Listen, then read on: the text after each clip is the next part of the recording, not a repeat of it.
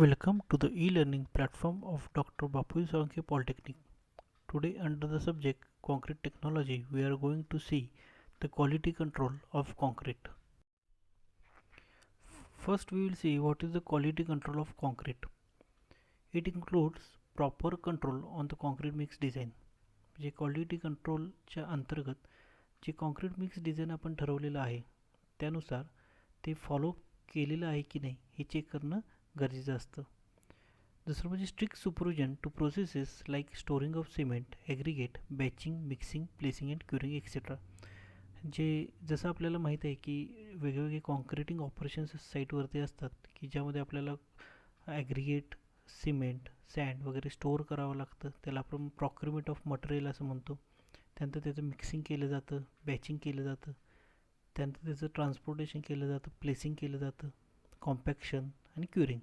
तर ह्या ज्या वेगळ्या वेगळ्या प्रोसेसेस आहेत कॉन्क्रिटिंग चेनच्या त्या प्रॉपरली फॉलो केलेल्या आहेत की नाहीत, प्रॉपरली फॉलो करतात की नाहीत हे चेक करणं गरजेचं असतं. आणि तिसरं म्हणजे it includes the various checks on testing and choosing material to get the desired strength of concrete. ज्या ग्रेडचं कॉन्क्रीट आपल्याला तयार करायचं आहे तर त्यासाठी जे मटेरियल यूज केलेलं आहे त्याची क्वालिटी चांगली आहे की नाही हे चेक करणंसुद्धा क्वालिटी कंट्रोलच्या अंडर येतं. त्याशिवाय जे आपण कॉन्क्रीट तयार करत आहोत त्याची क्वालिटी कशी आहे ते मेंटेन करणं पण आपल्याला गरजेचं असतं. तर त्यासाठी सुद्धा वेगळ्या वेगळ्या चेक जसं की आपण बघितलं की स्लम कोन टेस्ट आहे, कॉम्पॅक्शन फॅक्टर टेस्ट आहे. तर या वेगळ्या वेगळ्या टेस्ट या ड्युरिंग कॉन्क्रिटिंग ऑपरेशन आपण करणं गरजेचं असतं. तर स्टेजेस ऑफ क्वालिटी कंट्रोल.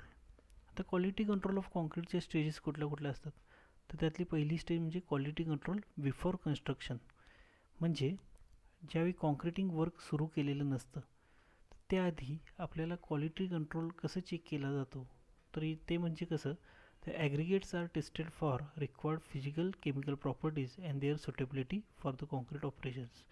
जे ॲग्रिगेट्स आपण यूज करणार आहोत ते स्टँडर्ड क्वालिटीचे आहेत की नाहीत, त्याची ड्युरेबिलिटी किती असणार आहे, त्याची इम्पॅक्ट व्हॅल्यू किती असणार आहे, ठीक आहे, त्याची ॲव्हरेजन व्हॅल्यू किती आहे.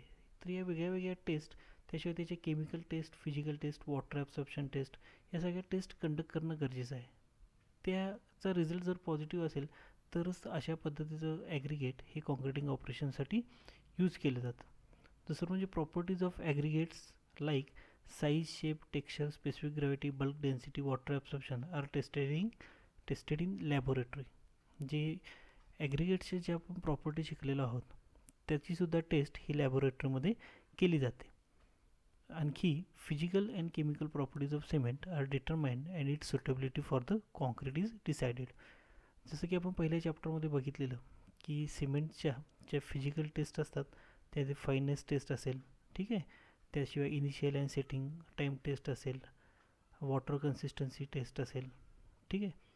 तर या ज्या टेस्ट आहेत त्या टेस्ट सगळ्या कंडक्ट केल्या जातात. त्याची साऊंडनेस टेस्ट आहे, तर या सगळ्या टेस्ट कंडक्ट केल्या जातात. त्यानंतरच ते जे सिमेंट आहे ते कॉन्क्रिटिंगसाठी सुटेबल आहे की नाही हे ठरवलं जातं. तर factors affecting quality of concrete. तर ज्यावेळी साईटवरती आपण कॉन्क्रिटिंगचं काम केलं जातं तर ते कॉन्क्रिटिंग चांगल्या पद्धतीचं होतं की नाही हे कुठल्या फॅक्टर्सवरती डिपेंड आहे. तर पहिलं म्हणजे स्टोरेज ऑफ सिमेंट, म्हणजे सिमेंट प्रॉपरली स्टोअर केलेलं आहे की नाही यावरती ते डिपेंड असतं. ॲप्रोप्रिएट मेजरमेंट ऑफ मटेरियल, त्याशिवाय batching operations, types of formwork, compaction of concrete, placing of concrete, admixtures, curing of concrete and finishing of concrete. म्हणजे फक्त मटेरियल चांगल्या क्वालिटीचं वापरून आपण चांगल्या पद्धतीचं कॉन्क्रीट तयार करू शकत नाही. तर त्यासाठी जे कॉन्क्रिटिंग ऑपरेशन्स आहेत जसं की मी सांगितलं की ज्यामध्ये जे सिमेंटचं स्टोरेज आहे ते प्रॉपरली झालं पाहिजे, त्याशिवाय ते चांगल्या क्वालिटीचं यूज केलं गेलं पाहिजे, त्याशिवाय जे बॅचिंग ऑपरेशन आहे की ज्यामध्ये मेजरमेंट ऑफ इन्ग्रेडियंट्स केले जातात तर ते प्रॉपरली फॉलो केलं पाहिजे, त्याचं प्रॉपरली ट्रान्सपोर्टेशन केलं पाहिजे, फॉर्मवर्क आहे ते लिकेज प्रूफ असलं पाहिजे. त्याशिवाय कॉम्पॅक्शन ऑपरेशन हे पण अगदी जसं आयस कोडमध्ये मेन्शन केलेलं आहे तशा पद्धतीनंच त्याचं कॉम्पॅक्शन झालं पाहिजे, प्लेसिंग पण तशा पद्धतीनंच झालं पाहिजे. जर गरज असेल तर ॲडमिक्शर्स त्या ठिकाणी वापरले गेले पाहिजेत. तर ह्या ज्या वेगळ्या वेगळ्या कॉन्क्रीट ऑपरेशन्स आहेत तर त्या स्ट्रिक्ट सुपरविजनच्या अंडर त्या कंडक्ट केल्या पाहिजेत, तरच आपण चांगल्या क्वालिटीचं कॉन्क्रीट तयार करू शकतो. नेक्स्ट आपण पाहू की क्वालिटी कंट्रोल ड्युरिंग कन्स्ट्रक्शन. म्हणजे ज्यावेळी कॉन्क्रिटिंगचं काम सुरू असतं किंवा ज्यावेळी आपण कॉन्क्रिटिंग करणार आहोत साईटवरती, त्यावेळी क्वालिटी कंट्रोल कसा चेक केला जातो. तर पहिलं म्हणजे in this test workability, WC ratio and concrete mix design are studies. म्हणजे ज्यावेळी आपण कॉन्क्रीटचं काम केलं जातं साईटवरती, त्यावेळी त्याची वर्केबिलिटी चेक केली जाते. त्यासाठी वर्केबिलिटीच्या वेगवेगळ्या टेस्ट कंडक्ट केल्या जातात. त्याचा WC रेशो हा प्रॉपरली मेंटेन केलेला आहे की नाही हे चेक केलं जातं. कॉन्क्रीट मिक्स डिझाईन जे आपल्याला दिलेलं आहे त्या पद्धतीनंच त्याचं बॅचिंग होते की नाही, ते फॉलो केलं जाते की नाही हे आपल्याला स्टडी करणं गरजेचं असतं. त्याशिवाय method of storing, batching and mixing is studied. Effects of transportation, compaction of concrete is also studied. Method of curing, duration of curing is also decided. Method of finishing of concrete is also decided. म्हणजे concrete तयार केल्यानंतर, त्याचं mixing केल्यानंतर त्याचं properly transportation होतं की नाही. Transportation होत असताना समजा व्हायब्रेशन जास्त होत असतील तर त्या ठिकाणी त्याचं सिग्रिगेशन किंवा ब्लिडिंग होण्याची शक्यता असते. त्याशिवाय ओव्हर कॉम्पॅक्शन आपण जर केलं तर त्या केसमध्ये सुद्धा काय होतं, तर त्या कॉन्क्रीटचं सिग्रिगेशन किंवा ब्लिडिंग होण्याची शक्यता असते. तर या गोष्टी अवॉइड करणं साईटवरती गरजेचं असतं. त्याशिवाय कॉन्क्रीट फक्त तयार करूनच गरजेचं नाही, तर त्याशिवाय त्याचं प्रॉपरली क्युरिंग करणं पण गरजेचं आहे. म्हणजे सुटेबल मेथड आहे क्युरिंगची, ती त्या साईटवरती कुठली मेथड आपण यूज करणार आहे हे डिसाईड केलं जातं आणि ती मेथड फॉलो केली जाते. Quality control after construction. This includes repair, maintenance, remedial measures to be adopted to correct the defects in concrete after removal of formwork. ज्यावेळी कॉन्क्रिटिंगचं काम केलं जातं त्यानंतर ते कॉन्क्रीट हार्ड होतं, त्याला आपण हार्डन कॉन्क्रीट असं म्हणतो. मग त्यानंतर ते फॉर्मवर्क वगैरे त्याला आपण जे जोडलेले असतात ते रिमूव्ह केले जातात. मग फॉर्मवर्क रिमूव्ह केल्यानंतर जो कॉन्क्रीटचा पार्ट राहतो त्यामध्ये जर गरज असेल तर त्या कॉन्क्रीटचं रिपेअर केलं जातं किंवा मेंटेनन्स केला जातो. ठीक आहे. तर त्यासाठी जी क्वालिटी कंट्रोल जो नॉर्म्स फॉलो केले जातात त्याला आपण क्वालिटी कंट्रोल आफ्टर कन्स्ट्रक्शन असं म्हणतो. तर कॉन्क्रिटिंग चेन. तर कॉन्क्रीट चेन म्हणजे काय, तर व्हेरियस कॉन्क्रिटिंग ऑपरेशन्स जे आपल्याला माहीत आहेत की पहिला बॅचिंग आहे, मिक्सिंग आहे, त्यानंतर formwork, transportation, placing, compaction, finishing and curing. तर बॅचिंग म्हणजे काय, the measurement of material for making concrete is known as batching. Methods of batching are volume batching and weight batching. तर बॅचिंग म्हणजे काय आहे, तर सपोज आपल्याला साईटवरती M25 ग्रेडचं कॉन्क्रीट तयार करायचं आहे. त्यासाठी आपण मिक्स डिझाईन तयार करणार आहे, म्हणजे मिक्स डिझाईन करणार आहे की ते कॉन्क्रीट तयार करण्यासाठी आपल्याला किती अमाऊंट ऑफ सिमेंट लागणार आहे, किती अमाऊंट ऑफ सँड लागणार आहे, किती अमाऊंट ऑफ त्यामध्ये ॲग्रिगेट्स आपण ॲड करणार आहोत आणि त्याचा WC रेशो आपण किती मेंटेन करणार आहोत. ठीक आहे. मग ज्यावेळी मिक्सिंग करतो आपण कॉन्क्रीट तर ते आपण ॲप्रॉक्सिमेटली न करता ते ॲक्युरेटली मिक्सिंग करणं गरजेचं असतं. म्हणजे त्यासाठी जे आपण मटेरियल यूज करणार आहे ते ते एक्झॅक्टली जितकं गरजेचं आहे तितकंच ते इन्ग्रेडियंट्स त्यामध्ये ॲड करणं गरजेचं असतं. तर ते जे इन्ग्रेडियंट्स असतात म्हणजे त्यामध्ये सँड आहे, ॲग्रिगेट्स आहेत, त्याचे वॉटर आहे, सिमेंट आहे, याचं मेजरमेंट करणं गरजेचं असतं. म्हणजे ते किती प्रमाणात घ्यायचं आहे हे आपल्याला माहीत असणं गरजेचं आहे. तर त्या पद्धतीनं साईटवरती काय केलं जातं की ते मटेरियल त्या प्रमाणात सिलेक्ट केलं जातं आणि त्याचं मेजरमेंट केलं जातं. तर त्याच्या दोन मेथड्स आहेत की पहिली आहे ती व्हॉल्यूम बॅचिंग, की यामध्ये जे या कॉन्क्रिटिंग इन्ग्रेडियंट्सचं आपल्याला मिक्सिंग करायचं आहे त्याच्या ॲज पर व्हॉल्यूम त्याचं मेजरमेंट केलं जातं आणि दुसऱ्या मेथडमध्ये ॲज पर देअर वेट त्याचं मेजरमेंट केलं जातं. तर पहिली मेथड आपण पाहूया ती म्हणजे volume batching. In this type of batching the materials are mainly measured in terms of volume. म्हणजे काय, तर या मेथडमध्ये जे मटेरियल आपण यूज करतो म्हणजे फाईन ॲग्रिगेट्स असेल, कोर्स ॲग्रिगेट्स असेल, त्याशिवाय सिमेंट आहे, तर हे ॲज पर देअर व्हॉल्यूम काय केले जातात त्याचं मेजरमेंट केलं जातं. This is not an accurate method of batching, but due to its convenience, it is commonly adopted at site. जी एक्झॅक्ट मेथड नाही आहे, म्हणजे ॲक्युरेट मेथड नाही आहे, पण ही सुटेबल मेथड असते छोट्या साईटसाठी. त्यामुळे नॉर्मली जी अगदी छोट्या साईट्स असतात, म्हणजे अगदी सिंगल बंगलो असेल किंवा एखादं पार्किंगचा स्पेस असेल जिथे आपल्याला कॉन्क्रिटिंगचं काम करायचं आहे, म्हणजे अनइम्पॉर्टंट कॉन्क्रिटिंग वर्क असेल, तर अशा ठिकाणी नॉर्मली व्हॉल्यूम पॅचिंग काय केलं जातं, कंडक्ट केलं जातं. आता व्हॉल्यूम पॅचिंग कसं कंडक्ट केलं जातं? The gauge boxes are used for measuring the fine and coarse aggregates. The volume of the box is made equal to the volume of one bag of cement. म्हणजे यासाठी wooden boxes, ज्याला आपण gauge boxes असं म्हणतो, ते boxes काय केले जातात, यूज केले जातात. आपल्या इथे त्या गेज बॉक्सेसना फार्मा असं पण म्हणतात, वुडन फार्मा किंवा फार्मा असं म्हणलं जातं. तर यामध्ये काय आहे की एक बॉक्स सपोज आपल्याला कॉन्क्रिटिंग करायचं आहे की ज्याचं प्रोपोर्शन 1:2:4 आहे. म्हणजे 1 पार्ट ऑफ आपण सिमेंट घेणार आहे, 2 पार्ट ऑफ आपण फाईन ॲग्रिगेट घेणार आहे म्हणजे सँड, आणि 4 पार्ट ऑफ आपण कोर्स ॲग्रिगेट घेणार आहे. तर या केसमध्ये काय केलं जातं की 1 पार्ट ऑफ सिमेंट आहे, म्हणजे एकदा तो बॉक्स पूर्ण फिल केला जातो सिमेंटचा, ठीक आहे, तो ओतला जातो. त्यानंतर 2 पार्ट ऑफ सँड आहे, म्हणजे त्या बॉक्समध्ये पुन्हा 2 वेळेला तो पूर्ण भरून सँड फिल केली जाते आणि ते त्या सिमेंटवरती ओतली जाते. त्यानंतर 4 पार्ट ऑफ ॲग्रिगेट्स आहेत, म्हणजे खडी आहे, तर त्याच बॉक्समध्ये 4 वेळा, म्हणजे 4 वेळा तो बॉक्स पूर्णपणे फिल केला जातो त्या खडीतून, आणि ते पुन्हा जिथे आपल्याला मिक्सिंग करायचं आहे अशा ठिकाणी ते ओतलं जाते आणि त्यानुसार त्याचं मिक्सिंग केलं जाते. ठीक आहे. मग साईटवरती असे नंबर ऑफ बॉक्सेस असतात, म्हणजे नंबर ऑफ फॉर्माज असतात की ज्याचा उपयोग या बॅचिंगसाठी केला जातो. म्हणजे according to that volume that material is measured. ठीक आहे. म्हणजे एका बॉक्सचं व्हॉल्यूम साधारणतः 1 सिमेंट बॅग इतका असेल, तर त्या प्रपोर्शनमध्येच काय केलं जातं की फाईन ॲग्रिगेट आणि कोर्स ॲग्रिगेट हे घेतले जातात, त्याचं जे मिक्स डिझाईन असेल तशा पद्धतीनं, आणि त्यानुसार त्याचं सगळे ॲड केले जातात आणि त्यापासून त्याचं मिक्सिंग केलं जातं. It is desirable to have boxes of different capacities available at site 20, 30, 35, 40, 45 and 50 litres volume. जे साईटवर जर तुम्ही पाहिलं तर या वेगळ्या वेगळ्या साईजेसमध्ये आपल्याला ते फार्माज किंवा आपण त्याला गेज बॉक्सेस म्हणतो ते अवेलेबल असतात. Gauge boxes are generally called farmas. The advantages of volume batching. तर व्हॉल्यूम बॅचिंगचे ॲडव्हान्टेजेस काय आहे, तर लेस मॅन पॉवर रिक्वायर्ड, यासाठी जास्त लेबर्स लागत नाहीत. सुटेबल फॉर स्मॉल प्रोजेक्ट्स, जे स्मॉल प्रोजेक्ट असेल तर त्यासाठी ही कन्व्हिनियंट मेथड आहे. Material can be supplied quickly, म्हणजे ज्यामध्ये मेजरमेंट हे त्याच्या व्हॉल्यूमनुसार केलं जातं, त्यामुळे त्यात जास्त वेळ लागत नाही, त्यामुळे ही टाईम सेविंग मेथड आहे. तर डिसॲडव्हान्टेजेस ऑफ व्हॉल्यूम बॅचिंग काय आहे, तर it is not accurate method.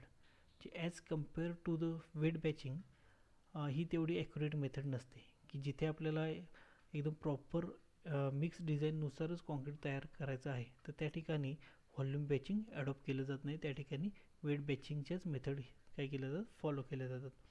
Not suitable for big projects, जिथे मोठे प्रोजेक्ट असतील, म्हणजे फ्लायओव्हर्स असतील किंवा हाय राईज बिल्डिंग असेल, ब्रिज असेल, कॅनल्स असतील, तर अशा ठिकाणी व्हॉल्यूम बॅचिंग्स हे ॲडॉप्ट केलं जात नाही. Difficult to maintain boxes of different capacities. साईटवरती जर कॉन्क्रिटिंग वर्क हे मोठ्या प्रमाणात होत असेल, तर त्यासाठी लागणारी ह्या गेज बॉक्सेसची अमाऊंट पण, म्हणजे संख्या पण जास्त असते. त्यामुळे ॲट ए टाईम सगळे गेज बॉक्सेस मेंटेन करणे according to their volume it's very difficult. तर ही जी इमेज आता तुम्ही पाहताय, तर याला फार्मा किंवा गेज बॉक्सेस असं म्हणलं जातं. The next method of batching is a wet batching.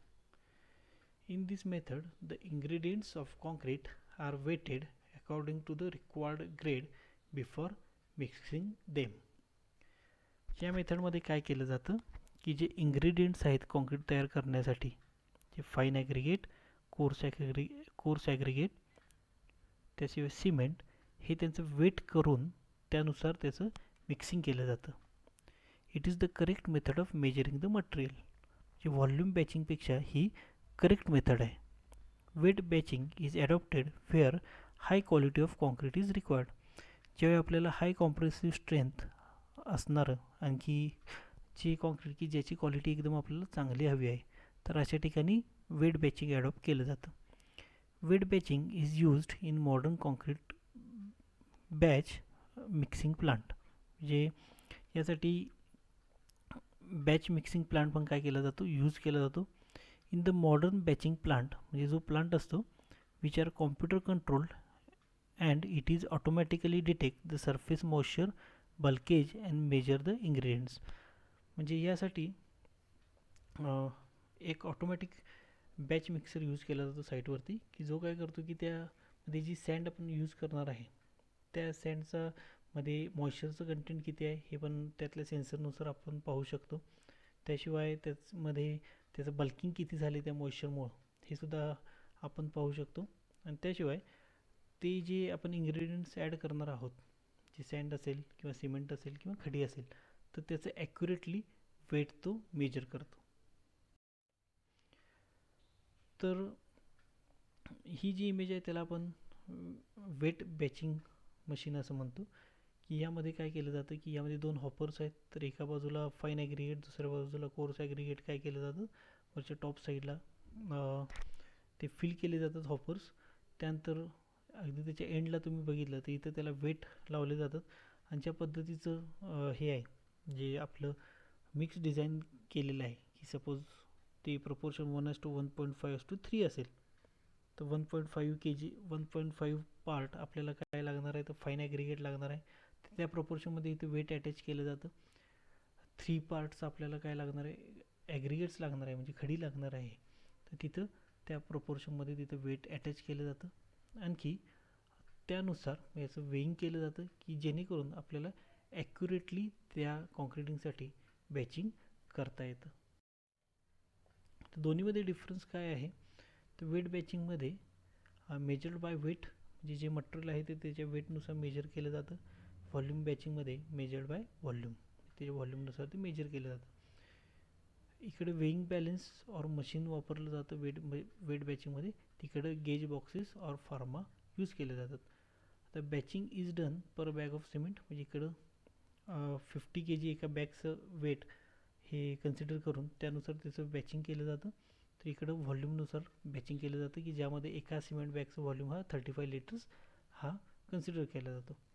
Weight बॅचिंगची accuracy high असते, व्हॉल्यूम बॅचिंगची ॲक्युरेसी ही लो असते. Weight batching is done where design mix is adopted. जिथं डिझाईन मिक्स दिलेलं असतं त्यानुसार कॉन्क्रीट चांगल्या क्वालिटीचं होण्यासाठी वेट बॅचिंग ॲडॉप्ट केलं जातं. आणि volume batching is use for the normal mix, की जिथं सिम्पल ग्रेड असतात, M10 grade, M15 grade, M20 grade असेल, तर त्यासाठी व्हॉल्यूम बॅचिंग हे ॲडॉप्ट केलं जातं. तर mixing and types of mixers. तर मिक्सिंग म्हणजे सुरुवातीला आपण काय शिकलो तर बॅचिंग. बॅचिंग म्हणजे काय, measurement of the material. Concrete तयार करण्यासाठी जे मटेरियल असतं त्याचं प्रॉपरली मेजरमेंट केलं जातं, तर त्याला बॅचिंग असं म्हणतात. बॅचिंगमध्ये 2 टाईप्स होते, व्हॉल्यूम बॅचिंग आणि त्यानंतर वेट बॅचिंग. ठीक आहे. आता एकदा बॅचिंग झाल्यानंतर ते जे मटेरियल आहे त्याचं मिक्सिंग करणं गरजेचं असतं. तर ते मिक्सिंग करण्यासाठी पुन्हा 2 मेथड्स असतात. एक असते ती मॅन्युअल मिक्सिंग, दुसरी असते ती मेकॅनिकल मिक्सिंग. म्हणजे मॅन्युअल मिक्सिंगला हँड मिक्सिंग असं पण म्हणतात आणि मेकॅनिकल मिक्सिंगला मशीन मिक्सिंग असं पण म्हणलं जातं. पहिला आपण मॅन्युअल मिक्सिंगची प्रोसिजर पाहूया. तर मॅन्युअल मिक्सिंग म्हणजे काय, तर लेबर्स थ्रू जे कॉन्क्रिटिंग केलं जातं म्हणजे कॉन्क्रीटचं मिक्सिंग केलं जातं, तर त्याला मॅन्युअल मिक्सिंग असं म्हणलं जातं. त्यातलं पहिलं काय आहे, तर it is use for the small scale unimportant structure. जे स्मॉल स्केल वर्क असेल त्या ठिकाणी लेबर्सकडून त्याचं मिक्सिंग केलं जातं की त्याला आपण मॅन्युअल मिक्सिंग असं म्हणतो. ते कसं केलं जातं, तर major quantity of fine aggregate and coarse aggregate is spread over the impervious hard surface in alternate layers. जे इम्परवियस लेअर म्हणजे काय, तर साईडवरती जर तुम्ही बघितलं तर एक पत्र्याचं जे हे आहे म्हणजे एक पत्रा टाकला जातो, त्याच्यावरती काय केलं जातं, तर फाईन ॲग्रिगेट्स म्हणजे सँड काय केले जाते त्या प्रपोर्शनमध्ये स्प्रेड केली जाते. त्याच्यावरती पुन्हा कोर्स ॲग्रिगेट म्हणजे खडी ओतली जाते, त्याचे लेयर्स केले जातात. ठीक आहे. आणि त्याच्या टॉप सरफेसला जेवढी सिमेंटची रिक्वायरमेंट आहे तेवढं सिमेंट त्या दोन्हीच्या वरती ओतलं जातं. त्याला पोर the cement on the top surface and dry mixing is done by using shovel. म्हणजे हे टॉप सरफेसला वरती सिमेंट ओतलं जातं, त्यानंतर त्या सगळ्याचं ड्राय मिक्सिंग केलं जातं. म्हणजे त्या केसमध्ये त्यामध्ये कुठेही पाणी ॲड केलं जात नाही, जस्ट शॉवेलनी म्हणजे जे खोरं आहे त्यानं काय केलं जातं, त्याचं मिक्सिंग केलं जातं. शॉवेलला आपल्या इथं साईडवरती खोरं असं म्हणतात, तर त्यानं त्याचं ड्राय मिक्सिंग केलं जातं. Then water is taken in the can and sprinkled it over the mixture and simultaneously mixing is done. म्हणजे एका बाजून त्यामध्ये वॉटर ॲड केलं जातं, तर दुसरी व्यक्ती त्याचं काय करत असते, मिक्सिंग करण्याचं काम करत असते बाय युजिंग शॉवेल. कुठंपर्यंत मिक्सिंग केलं जातं, तर this mixing is done till get the good uniform and homogeneous mixture of concrete. म्हणजे जोपर्यंत आपल्याला चांगल्या क्वालिटीचं कॉन्क्रीट मिळत नाही की ज्याचं युनिफॉर्म कलर आहे, सगळे प्रॉपरली मिक्स झालेलं आहे, असं जोपर्यंत आपल्याला आढळत नाही तोपर्यंत त्याचं मिक्सिंग केलं जातं. At the end a small quantity of water is added just to maintain the consistency of the cement. तर यामध्ये पुन्हा काय केलं जातं की ते कॉन्क्रीटची कन्सिस्टन्सी मेंटेन करण्यासाठी शेवटी त्यामध्ये थोड्या अमाऊंटमध्ये वॉटर ॲड केलं जातं आणि पुन्हा त्याचं मिक्सिंग केलं जातं. तर ही जी मेथड होती त्याला आपण मॅन्युअल मिक्सिंग असं म्हणतो. तर mechanical mixer or machine mixing. In this type, mixing of concrete is done by using various types of mixers. This is the most efficient, economical method to produce concrete on large scale for big projects. जे मोठे projects असतात त्या केसमध्ये mechanical mixing करणं गरजेचं असतं. का? कारण की आपण मोठ्या व्हॉल्यूममध्ये म्हणजे मोठ्या प्रमाणात कॉन्क्रीट आपण एकाच वेळी तयार करू शकतो. त्याशिवाय अशा पद्धतीने म्हणजे मेकॅनिकल मिक्सिंग केल्यामुळं ते कॉन्क्रीट आपण इकॉनॉमिकली तयार करू शकतो. तर जे मिक्सर्स वापरले जातात त्या मिक्सर्सचे 3 टाईप्स असतात. पहिला आहे तो नॉन टिल्टिंग मिक्सर, दुसरा आहे तो टिल्टिंग मिक्सर, तिसरा टाईप आहे तो कंटिन्युअस मिक्सर. तर ही जी इमेज आहे याला आपण नॉन टिल्टिंग मिक्सर असं म्हणतो. नॉन टिल्टिंग मिक्सरचे जर तुम्ही पार्ट्स बघितले तर ते कुठले कुठले असतात, तर त्याच्या टॉपला वॉटर टँक आपल्याला पाहायला मिळतो. त्यानंतर त्याच्या सेंटरमध्ये एक रोटेटिंग ड्रम असतो, त्याला आपण मिक्सिंग ड्रम असं म्हणतो. त्यानंतर हॉइस्टिंग केबल त्याला अटॅच केलेले असते. एका बाजूला लोडिंग स्कीप आहे, दुसऱ्या बाजूला डिलिव्हरी च्यूट आहे, त्यानंतर डिस्चार्ज पोझिशन आहे कॉन्क्रीट, त्यानंतर वुडन प्लांक त्याला जोडलेलं आहे. तर याला नॉन टिल्टिंग मिक्सर असं का म्हणतात, तर याला तुम्ही जो सेंटर पार्टला पाहता मिक्सिंग ड्रम, याला 2 ओपनिंग्स असतात. एक लेफ्ट हँड साईडला, एक राईट हँड साईडला तुम्हाला पाहता येईल. तर राईट हँड साईडला जी ओपनिंग आहे त्यातून काय केलं जातं, तर जे मटेरियल आहे, जे सँड, ॲग्रिगेट्स अँड सिमेंट आणि वॉटर, ठीक आहे, तर हे जे मटेरियल आहे ते त्या ओपनिंगमधून त्यामध्ये इन्सर्ट केलं जातं बाय युजिंग लोडिंग स्कीप. ठीक आहे, म्हणजे हा ड्रम फिल केला जातो. फिल केल्यानंतर त्याच्यावरती जो वॉटर टँक आहे त्या वॉटर टँकमधून जेवढा आपला WC रेशो असेल तेवढ्या त्या WC रेशोनुसार त्यामध्ये वॉटर ॲड केलं जातं. ठीक आहे, तर हा जो मिक्सिंग ड्रम आहे तो त्याला मोटर जोडल्यामुळं त्याच्या हॉरिझॉन्टल ॲक्सिस भोवती तो काय होतो, रोटेट व्हायला सुरुवात होतो. ठीक आहे, सुरुवात झाल्यानंतर ठराविक काळानंतर त्या रोटेशनमुळं त्या मिक्सिंग ड्रममध्ये कॉन्क्रीट तयार झालेलं आपल्याला पाहायला मिळतं. मग हे तयार झालेलं कॉन्क्रीट त्याच्या लेफ्ट साईडला, ज्याला आपण डिलिव्हरी च्यूट असं म्हणतो, त्याला तिथे एक ओपनिंग प्रोव्हाइड केलेलं असं, त्यातून काय केलं जातं, हे कॉन्क्रीट बाहेरच्या बाजूला त्याचं अनलोडिंग केलं जातं. तर अशा टाईपचं याचं वर्किंग असतं. तर जसं मी सांगितलं त्या पद्धतीनं it has a cylindrical drum revolving with horizontal axis which cannot be tilted. त्याचा जो ड्रम असतो तो त्याच्या हॉरिझॉन्टल ॲक्सिस भोवती रोटेट होत असतो आणि तो कुठेही टिल्ट होत नाही, त्यामुळे त्याला आपण नॉन टिल्टिंग मिक्सर असं म्हणतो. It has 2 openings on both sides, one for charging, जे एका बाजूला चार्जिंग करण्यासाठी म्हणजे त्या ड्रममध्ये लोडिंग करण्यासाठी त्याला एक ओपनिंग प्रोव्हाइड केलेलं असतं, आणि अदर फॉर डिस्चार्जिंग, जे तयार झालेलं कॉन्क्रीट हे बाहेर काढण्यासाठी त्याला दुसऱ्या बाजूला अनदर ओपनिंग प्रोव्हाइड केलेलं असतं. Water is added in sufficient quantity by the water tank which is provided on the top. जे त्याच्या टॉपला जो वॉटर टँक प्रोव्हाइड केलेला असतो त्या वॉटर टँकच्या मदतीने त्यामध्ये वॉटर ॲड केलेलं असतं की जेवढी गरज आहे तेवढं वॉटर त्यामध्ये ड्युरिंग मिक्सिंग ऑफ कॉन्क्रीट तेवढं वॉटर त्यामध्ये ॲड केलं जातं. For charging loading skip is used and for discharging fresh concrete delivery pan is used on the other side. जे ते चार्जिंग करण्यासाठी जे त्या ड्रममध्ये जे मटेरियल आहे ते इन्सर्ट करण्यासाठी त्याचं लोडिंग करण्यासाठी लोडिंग स्कीप वापरली जाते. त्यासाठी त्याला होस्टिंग केबल पण प्रोव्हाइड केलेले असतात. आणि फॉर डिस्चार्जिंग म्हणजे दुसऱ्या बाजूने तयार झालेलं कॉन्क्रीट रिमूव्ह करण्यासाठी बाहेरच्या बाजूला काढण्यासाठी त्याचं अनलोडिंग होण्यासाठी डिलिव्हरी पॅन किंवा डिलिव्हरी चूट ज्याला म्हणतात ती यूज केली जाते. Due to rotation the delivery pan tilts downwards and the cylindrical drum are emptied by the inclined planks are provided inside it. जे काय होतं की ज्यावेळी कॉन्क्रीट पूर्णपणे तयार होतं त्यावेळी त्या जो ड्रम रोटेट होत असतो त्याच्या आतल्या बाजूला ब्लेड्स प्रोव्हाइड केलेले असतात. त्याला आपण इन्क्लाइंड प्लांक्स असे म्हणतो. त्या ब्लेड्सच्या मदतीनं तयार झालेलं कॉन्क्रीट हे जे लेफ्ट साईडला आपण बघितलं त्या ओपनिंगमधून हे बाहेर काढलं जातं. ठीक आहे. म्हणजे अशा पद्धतीनं त्या कॉन्क्रीटचं रिमूव्हल होतं त्या कॉन्क्रीटच्या रोटेटिंग ड्रममधून. ठीक आहे. This type of mixers are use for small type works. म्हणजे इथं अगदी छोटी छोटी कामं असतात कॉन्क्रिटिंगची अशा ठिकाणी नॉन टिल्टिंग मिक्सर यूज केला जातो. तर ही जी इमेज आहे याला आपण नॉन टिल्टिंग मिक्सर असं म्हणतो. तर टिल्टिंग मिक्सर याला काय म्हणलं जातं तर यामध्ये जो सेंटरला तुम्हाला पाहायला मिळतो त्याला रोटेटिंग ड्रम असं म्हणतात.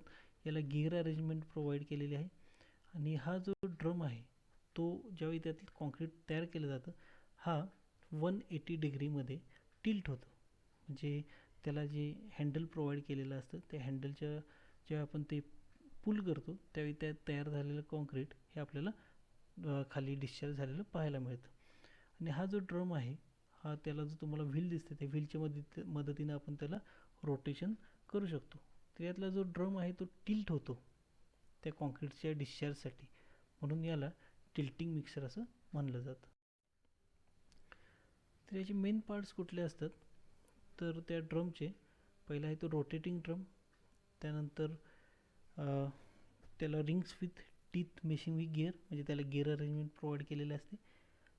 त्यानंतर त्याला व्हील्स प्रोव्हाइड केलेले असतात आणि अशा पद्धतीनं ते कॉन्क्रीट काय केलं जातं सो इनिशियली तो व्हर्टिकल पोझिशनला असतो. त्या कॉन्क्रीट ड्रममध्ये वरती जे ओपनिंग प्रोव्हाइड केलेलं आहे त्यामध्ये काय केलं जातं की ते मटेरियल फिल केलं जातं ते कॉन्क्रीटिंग ड्रममध्ये. ठीक आहे. त्या ओपनिंगमधून त्यानंतर त्याला रोटेशन्स दिले जातात बाय युजिंग मोटर और बाय युजिंग व्हील. आपल्याला ह्या कॉन्क्रीटिंग ड्रमला रोटेशन्स दिले जातात. सेम टाईम त्यामध्ये वॉटरसुद्धा ॲड केलं जातं. जोपर्यंत कॉन्क्रीट तयार होत नाही तोपर्यंत हा कॉन्क्रीटिंग ड्रमला रोटेशन दिले जातात.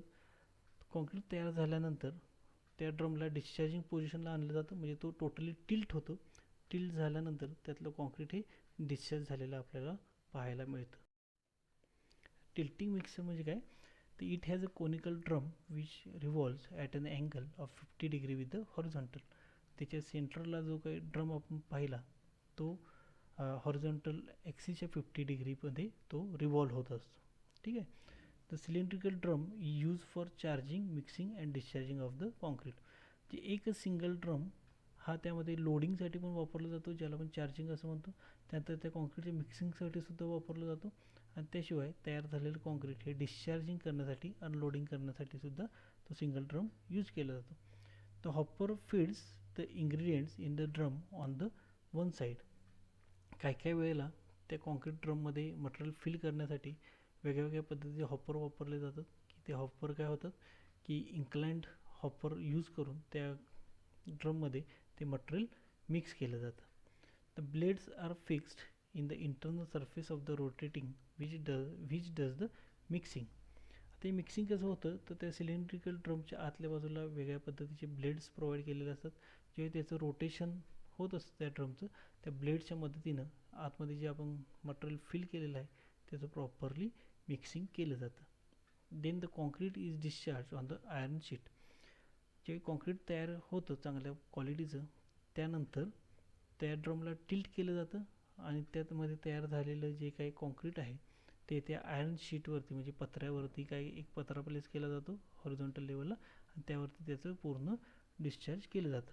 The drum is goes back to the starting position for the next cycle of concreting. पुन्हा नेक्स्ट सायकलसाठी तो ड्रम पुन्हा आहे तशा इनिशियल पोझिशनला जातो. पुन्हा त्यामध्ये ते मटेरियल फिल केलं जातं, त्याला रोटेशन दिले जातात, वॉटर ॲड केलं जातं, त्यापासून तयार झालेलं कॉन्क्रीट पुन्हा त्या ड्रमला टिल्टिंग करून त्यापासून त्या कॉन्क्रीटचं डिस्चार्ज केलं जातं. Continuous mixture or pan mixture. This type of mixture are used for the large continuous concreting work. In this type of mixture, the feeding and mixing process is continuous. This type of mixtures requires strict supervision to obtain concrete of desired quality. तर शेवटचा type जो आहे मिक्सरचा तो म्हणजे continuous mixer, त्याला pan mixer असं सुद्धा म्हणलं जातं. तर जिथं लार्ज आणि कंटिन्युअस कॉन्क्रिटिंगचं काम सुरू असतं तर अशा ठिकाणी काय केलं जातं, पॅन मिक्सर वापरले जातात. नॉर्मली जे आपण बघतो की RCC ब्लॉक तयार केले जातात किंवा पेव्हिंग ब्लॉक तयार केले जातात किंवा कॉन्क्रीटचे टाईल्स तयार केले जातात, तर अशा ठिकाणी पॅन मिक्सर यूज केला जातो. ठीक आहे. तर पॅन मिक्सर यूज करताना स्ट्रिक्ट सुपरविजन करणं गरजेचं असतं चांगल्या क्वालिटीचं कॉन्क्रीट तयार होण्यासाठी. तर ही जी इमेज आहे ही पॅन मिक्सर जी आहे की ज्यामध्ये तुम्हाला पाहायला मिळेल की आतल्या बाजूला ब्लेड्स प्रोव्हाइड केलेले आहेत आणि हा जो ड्रम आहे तो त्याच्या व्हर्टिकल ॲक्सिस भोवती काय होत असतो, रोटेट होत असतो. वरच्या बाजूने यामध्ये इन्ग्रेडियंट्स प्लेस केले जातात आणि प्लेस केल्यानंतर त्यामध्ये वॉटर ॲड केलं जातं आणि यामधून चांगल्या क्वालिटीचं कॉन्क्रीट तयार केलं जातं.